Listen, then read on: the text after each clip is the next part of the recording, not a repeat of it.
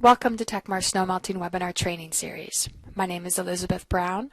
I am a Technical Support Specialist at Techmar Controls, and I will be your host for this webinar training series.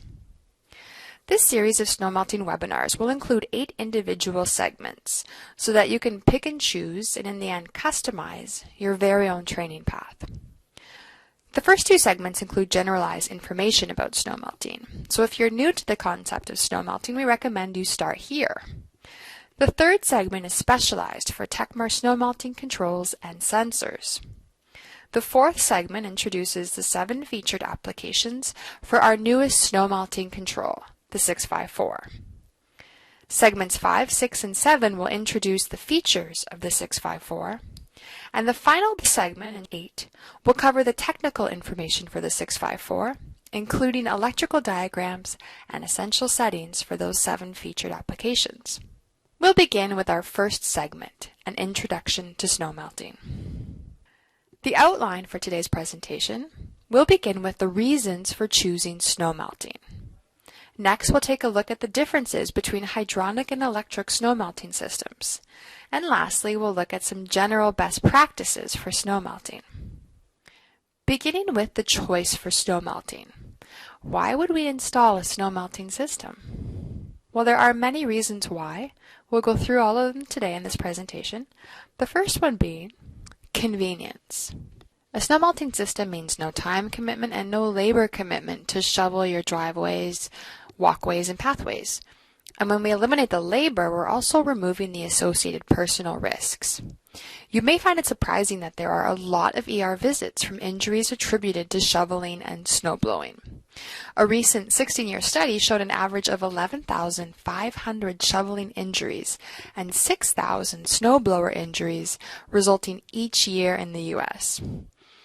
Particularly individuals who are at risk for cardiac arrest, shoveling may present a risk that is best avoided. And unless there is a well-priced and available teenager in your life, snow melting is a terrific solution. An additional consideration may also be how difficult the area is to clear. Perhaps a very long driveway or pathway, or perhaps like what we've shown here, an outdoor hot tub area. Installing a snow melt system in areas like this may be particularly desirable.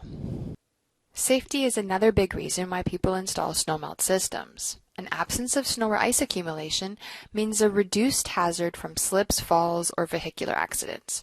So it's perfect in applications like ramps. It's also great just for walkways going to your house. I know my own grandmother did not like to leave her apartment in the winter because she was so afraid of falling and breaking a hip. So a snow melting system will eliminate that worry. We're also going to reduce the liability and the potential for lawsuits. And perhaps there is also a potential for reduced insurance premiums as well. So safety is a big reason why we might consider installing a snow melt system. Another reason would be if we're doing a commercial application. So examples of this would be a hospital, a car wash, helicopter pad, industrial applications and entranceways. With the snow melting system, we reduce the likelihood of injury or property damage from falls or collisions. And of course, it makes perfect sense for critical safety areas that must be kept free of snow or ice, like a hospital entrance. We can also reduce floor maintenance costs by minimizing tracked snow and slush. So I know my own university, where I attended, had a snow melt system, and one of the primary reasons was to reduce the tracked snow slush through all of the buildings. Protection is another reason why we might choose a snow melting system. Protection of the surface itself and also protection of the building. So if we have textured or colored concrete or brick, like what we've shown here, or if we have stone surfaces, these can all become damaged from snow removal equipment and corrosive de-icers. Buildings are often damaged by snowplow equipment as well, so to remove that risk of damaging the slab or ensuring we have the maximum longevity of our slab in our building, it's a great reason to consider a snow melt system. Once we've decided upon a snow melt system, we have another choice. Are we going to go with an electric snow melt system or a hydronic snow melt system?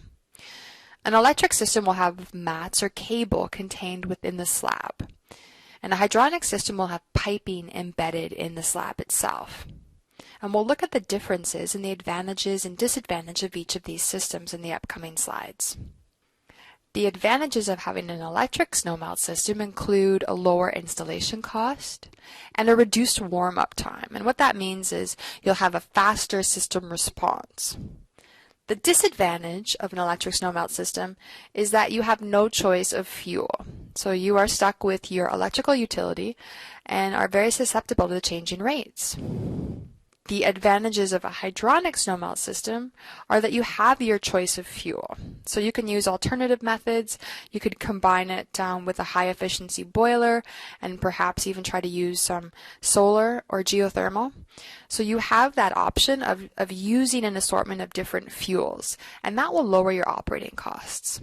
The disadvantage of a hydronic system is that it does have a higher installation cost and there may be some maintenance required. So it is a big decision to go with electric or hydronic, and what are the factors that you should consider? One of the biggest factors will be the utility cost and the availability of other power options. So you can take a close look at what is the cost of electricity where you live, and how does that compare to other options such as oil, natural gas, geothermal, or solar. You'll also need to consider what your space availability is like. Do you have enough room for the hydronic equipment that's required?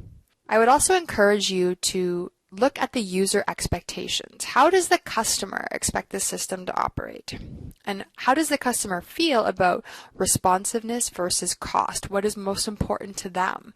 And that will really help guide the selection here. Is it a new installation or is it a retrofit? Electric cables are easier to retrofit. And how many snow events per year does your area see? So the more times a year your system is likely to operate, that probably means you're going to start looking at cheaper fuel options. Here's a cost comparison where we're going to compare the yearly operating costs for a hydronic system and an electric system in Colorado Springs, Colorado. Here, our hydronic system is going to come from natural gas, and we have made some assumptions here. There are 159 melting hours per year in Colorado Springs, and that's according to ASHRAE data. Our slab is 1,000 square feet. We have an area-free ratio of 0.5, and we'll get into what that area-free ratio means in the upcoming segment. But for now, let's just say that you have a moderate amount of tolerance for snow accumulation on your slab. And we're also looking at a cold start here with the automatic start and stop. So to compare the natural gas version versus electricity, our cold start is going to cost us $2.75 with natural gas. If we're looking at electricity, it is more than doubled at $6.50.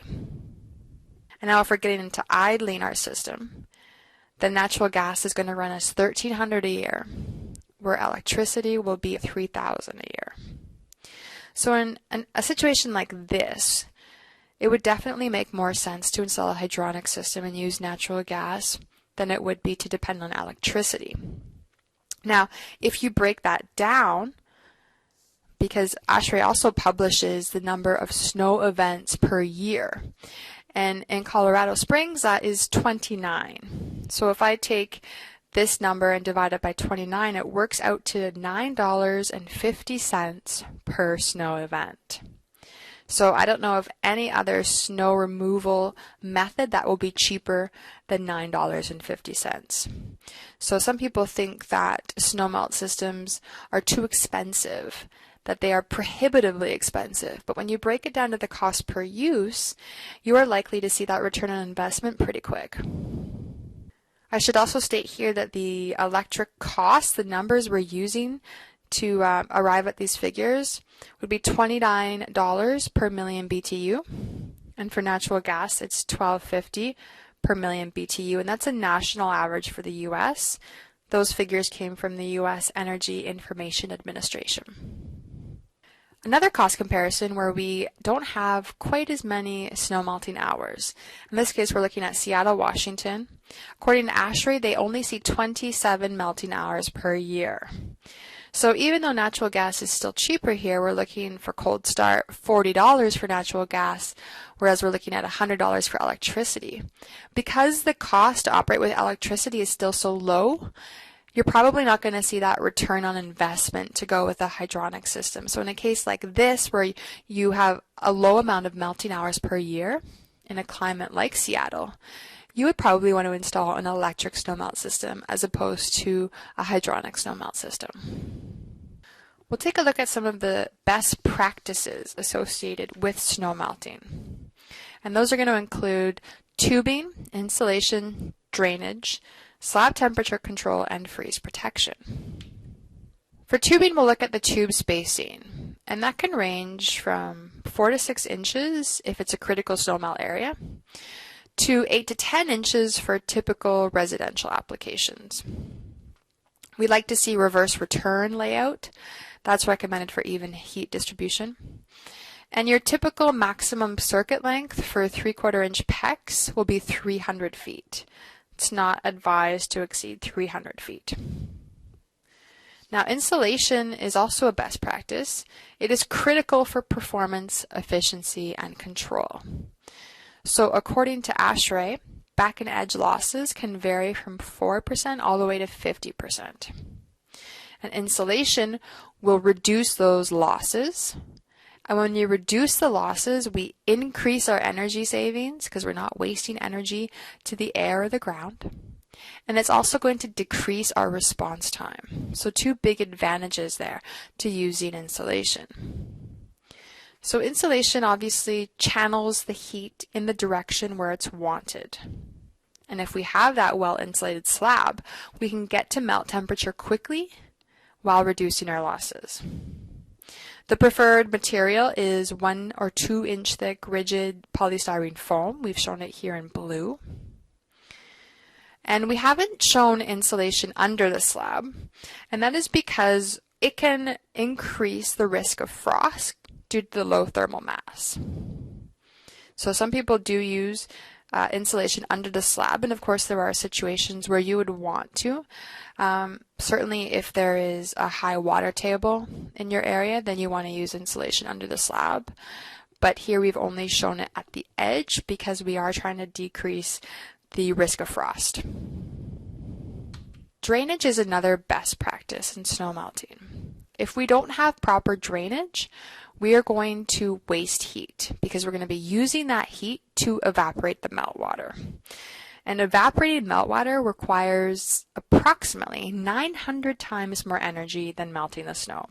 So you can see it's a quick way to have your system really operate out of control and have extremely high operating costs. Now, to have effective drainage, you may require drains to be heated so they don't freeze up. And this could be done by wrapping tubing around the drain pipe. Slab temperature control is another best practice associated with snow melting. And we want slab temperature control because we don't want to waste energy and we want to protect our slab. So if our slab is being heated too quickly and the temperature differential is too great, then we are at risk of cracking from thermal shock. So you probably have seen cement slabs that have cracked as a result of snow melting. And that would be because there was no slab temperature control. So effective control is essential. We want to keep that slab surface temperature constant. And the way we do that is we vary the temperature to the inner core in relation to the outdoor temperature changes. So if the outdoor temperature drops, we will increase the temperature of the inner core to keep that slab surface temperature constant. And another best practice is freeze protection. So we're talking about snow melt. These typically operate at very low temperatures. So a glycol water mixture is essential. We want to make sure that our system does not experience damage from freezing. So I've shown 2 glycol water mixtures here. We have ethylene and propylene. Propylene is the standard because it is non-toxic, unlike ethylene, which is toxic. So we do recommend going with propylene. And you want to choose a solution that will give you a freezing point of at least 5 degrees colder than the lowest expected ambient temperature. And that typically means choosing about 40% propylene. We also recommend you use a circulator aquastat to prevent your heat exchangers from freezing. And we'll look at the use of those circulator aquastats as we look at the applications for the Snow Melting Control 654. In summary, in this first training segment, we looked at the reasons why we would choose a snow melting system in the first place, and those reasons are for convenience, for safety reasons, for commercial applications such as car washes, helipads, and hospitals, and for protection of the slab surface and for the building itself. Next, we looked at the differences between hydronic and electric snow melting systems and looked at the advantages and disadvantages of each, as well as some cost comparisons. And lastly, we took a look at the best practices associated with snow melting. In particular, we looked at the tubing, insulation, drainage, slab temperature control, and freeze protection. If you want to learn more about general control methods for a snowmelt system, check out the second snowmelt training segment.